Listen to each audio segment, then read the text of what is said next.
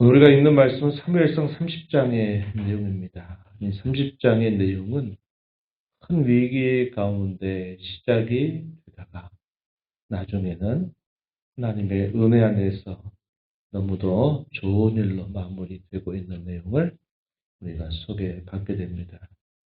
어떠한 위기가 닥쳤을까요?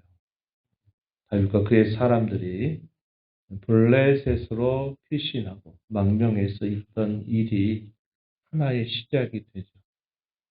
이스라엘과 블레셋 나라의 전쟁이 벌어지게 되면서 그때 큰 위기를 한번 맞았는데 그때도 하나님이 절대절명의 위기 속에서 사람의 마음을 움직여서 하나님이 다윗과 그의 사람들을 보호하십니다. 블레셋과 이스라엘 전쟁에서 다윗과 그의 사람들이 그 전쟁에서 피하여 자신들이 살던 시글락이라고 하는 성읍으로 돌아온 길은 3일 길이었습니다. 3일을 와서 그 자신들이 있었던 그곳에 도착을 해보니까 자신들의 성읍이 다 불타버리고 만 것입니다. 그리고 자신들의 아내라든지 자녀들, 심지어 가축이 모든 것들이 다 없어져 버린 그야말로 황폐해지고 황무해져 버린 그런 상황을 맞게 되었습니다. 그 일로 인하여서 하염없이 기력이 없도록 다 울었다. 이런 표현들이 나타나죠. 4절 말씀에 보면요. 기력이 없도록 소리를 높여서 울었다. 이렇게 표현하고 이 애곡과 슬픔뿐만 아니라 다윗을 향한 원망이 얼마나 커졌는지 다윗을 돌로 치자라고 여기는 그런 분위기까지 만들어졌습니다. 6절 한번 보실까요? 6절. 백성들이 자녀들 때문에 마음이 슬퍼서 다윗을 돌로 치자 하니 다윗이 크게 다급하였으나 그의 하나님 여호와를 힘입고 용기를 얻었더라. 그런 상황이 얼마나 심각한 상황입니까? 자신들이 차라리 죽으면 죽는 게 낫지. 자기의 아내와 자녀들이 사라져버리고 살던 성읍이 다 불타버린 것을 발견했을 때는 삶의 모든 게 다 무너져버리는 그런 상황이 되고 말았을 것입니다. 다윗도 정신이 없었을 거예요. 그런데 하나님께서 이제 그의 마음을 진정시키게 하시고 어떻게 할까 하는 그런 길을 하나님이 인도해 가시게 됩니다. 먼저 다윗은 제사장 아비아다를 불러들여서 에봇을 가져오게 하고 이렇게 여호와께 기도하며 묻습니다. 8절 말씀에 내가 이 군대를 추격하면 따라잡을 수 있겠습니까? 라고 이렇게 물었을 때 여호와께서 응답해 주시죠. 그를 쫓아가라. 내가 반드시 따라잡고 도로 찾을 것이다. 얼마나 큰 하나님의 응답입니까? 다 찾을 수 있다라고 말씀을 해 주시니 이것이 그에게 큰 힘이 되게 되었을 것입니다. 그래서 이 600명의 장정들을 데리고 추격을 해갑니다. 추격을 해갔는데 3일길 동안 돌아갔고 또 와서 보니까 삶의 모든 터전들이 다 무너져 버려 있는 상황 때문에 얼마나 많은 낙심을 했겠습니까?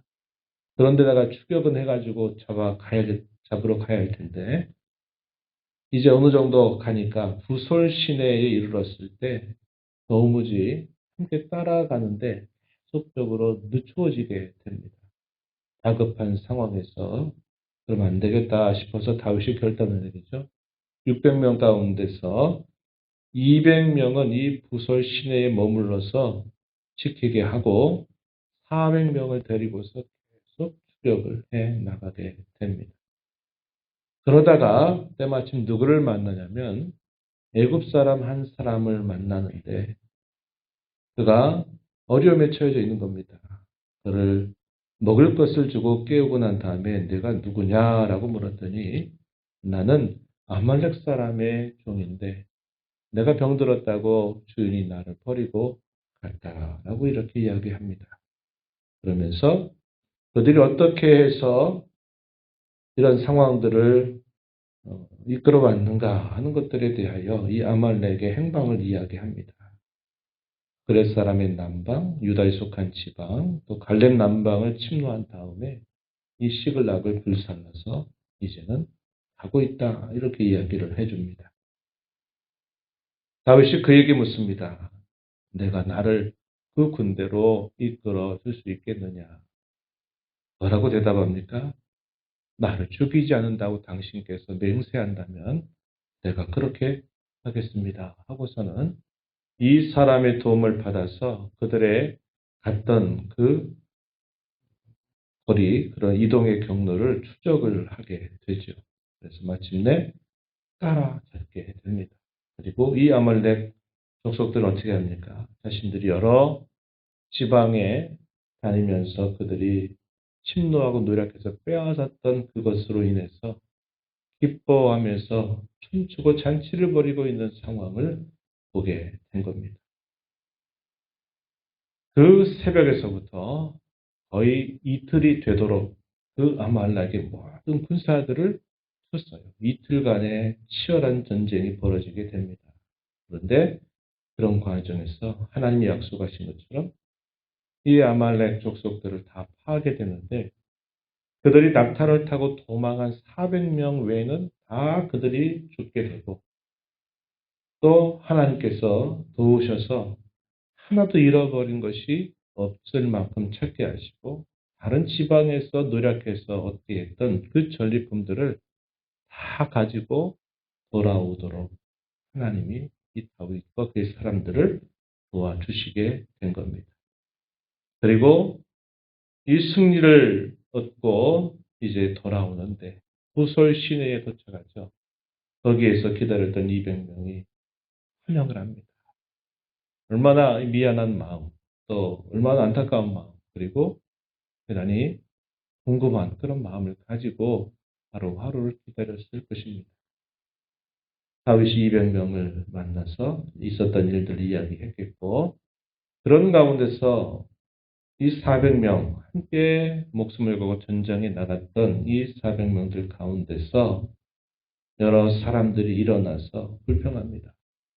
저들에게는 우리와 함께 가지 않았으니까 처자는 저들에게 돌려주되 우리가 되찾아온 이 물건은 저들에게 주지 않는 것이 맞지 않겠습니까? 라고 말하면서 이런 여론을 만들어 가기 시작한 겁니다. 22절에 그렇게 이야기하죠. 22절 중간에 보니까 그들이 우리와 함께 가지 아니하였은즉 우리가 도로 찾은 물건은 무엇이든지 그들에게 주지 말고 각자의 처자만 데리고 떠나가게 하라. 대단히 합리적이고 상식적인 말을 하는 거죠. 목숨 걸고 우리가 나가서 400명 함께했던 이 사람들과 도중에 따라오지 못해서 이 부설 시내에 기다리는 사람과 어찌 동일하게 우리가 이 전리품을 나눌 수 있습니까? 말이 안 됩니다. 이렇게 말하게 되니까 이 사람들이 웅성웅성하고 맞다 맞다 아마 그런 반응을 보였을 것이에요. 그때 다윗이 뭐라고 말을 하냐면 이렇게 말합니다. 유명한 말이에요. 23절 나의 형제들아 여호와께서 우리를 보호하시고 우리를 치러 온 그 군대를 우리 손에 넘기셨은즉 그가 우리에게 주신 것을 너희가 이같이 못하리라. 이 일에 누가 너희에게 듣겠느냐? 전장에 내려갔던 자의 분깃, 소유물 곁에 머물렀던 자의 분깃, 동일할 것이다. 같이 분배할 것이다. 이렇게 다윗이 그 상황에 대하여 판결을 내립니다. 무슨 말입니까? 여기서 하는 이 다윗의 말이 무슨 말이에요? 이 전쟁의 승리가 우린 비록 목숨 걸고 싸워서 이겨낸 승리이지만 이 전쟁이 어떻게 주어진 것이냐? 그것은 하나님의 은혜로 우리에게 주어진 승리가 아니냐. 마치 우리가 다 한 것처럼 우리의 공로를 앞세워서 이것은 이렇게 분배해야 된다 하는 것이 그렇게 생각하는 것은 하나님의 은혜를 우리가 모르는 일과 똑같은 것이다. 이렇게 말하면서 다윗은 이 모든 전쟁의 승리는 우리 모두가 함께 나누는 것이 맞다. 이렇게 해서 판결을 내립니다. 사람들이 잠잠하게 됐고 다른 사람들이 이 말을 들어보니까 맞는 말씀이거든요. 하나님이 이렇게 해주신 일이다 하는 것을 다윗이 높이면서 하나님께 이 승리의 영광을 돌리게 되면서 우리는 하나님께서 주신 이 승리로 말미암아 동일하게 이 기쁨을 나눌 것이다. 이렇게 말하니까 모든 상황이 잠잠하게 된 것입니다.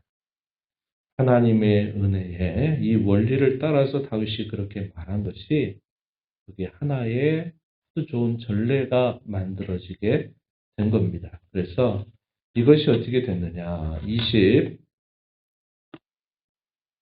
25절 그때 보니까 그날부터 다윗이 이것으로 이스라엘의 규례를 삼았다. 오늘까지 이르렀다. 그때 있었던 이 일이 하나의 좋은 전례가 되고 덕스러운 규례가 되어서 오늘도 오늘까지 이 말씀을 기록하고 있는 그 당시까지 전쟁에서 승리를 하게 되면 그 승리의 영광을 하나님께 돌리고 그 승리의 기쁨을 동일하게 나누게 되는 계기가 되었다. 이렇게 말해주고 있는 겁니다. 그리고 그뿐만 아니었어요. 유다의 지역에 있는 열세 지역에 있는 유다 지역의 장로들에게 이 승리의 전리품을 그들에게도 보내줘요. 그럴 필요가 없는 일인데 그렇게 하는 겁니다. 이것이 다윗이 비록 도피하고 있는 중에 있지만 이 유다 전체를 생각하고 그들 전체를 아우르고 있는 이 다윗의 마음을 우리가 이걸 통해서 확인하게 된다 하는 겁니다. 큰 위기 가운데서 돌이킬 수 없는 그런 큰 위기를 만남에도 불구하고 하나님께서 이 다윗을 도우셔서 그로 하여금 오히려 놀라운 승리의 기쁨으로 화답해 주신 하나님의 손길을 우리 이걸 통해서 살펴보게 됩니다. 계속 더 큰 위기를 만나고 극복해 하시는 이런 도우심의 손길을 통해서 다윗은 이 위기 속에서 하나님이 누구이신가를 더 깊이 깨닫고 만나게 된다 하는 겁니다. 위기 속에서 하나님의 뜻, 하나님의 기대가 무엇인가를 잘 발견하는 것은 대단히 중요한 일입니다. 저와 여러분 살아가는 인생 속에서 만나는 여러 어려움이 있을 때 우리도 그런 하나님의 뜻과 하나님의 기대를 잘 헤아리면서 살아가는 저와 여러분이 되어야 하겠고 또 우리가 이 땅에 살아가는 동안 하나님을 섬기는 가운데 은혜의 원리를 우리가 깨달아 알아가는 것이 정말 중요하다. 다시 한번 이 말씀을 통해서 깨닫게 됩니다. 이 은혜의 원리를 알고 하나님을 섬겨가야 우리가 하나님을 영화롭게 하고 기쁘시게 해드릴 수가 있다 하는 겁니다. 이것을 모르면 앞에서 좋은 일 해놓고 또 잘못된 걸음으로 빠져들기가 매우 쉽다 하는 거예요. 열심히 일하고 결국은 하나님의 은혜를 부정하는 꼴이 될 수 있다 하는 것을 우리가 항상 조심하고 우리가 이렇게 하나님을 예배하고 우리가 이 땅에서 이런저런 많은 일들 속에 또 하나님의 손길과 도우심을 따라 살아가고 있다는 이 사실들을 우리가 언제나 기억하는 것이 중요하고 이 은혜의 원리를 알고 늘 겸손하고 다른 사람들을 유익하게 하는 저와 여러분이 되어야 하겠습니다.